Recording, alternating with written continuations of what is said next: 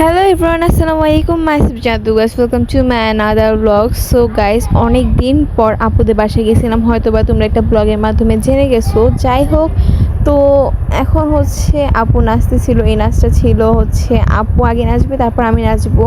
আপুদের বাসায় অনেক মজা হয়েছে। এখন হচ্ছে আমরা নানুর বাসায় আছি আপাতত।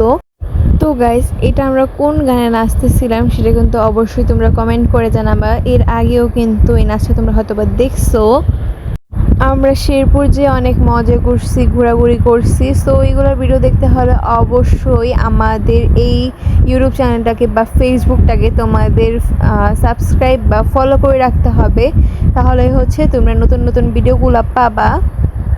আমরা সব সময় নানু বাড়িতেই আসি, শেরপুরে যাওয়া হয় না, মানে বড় খালামণিদের বাসায় যাওয়া হয় না।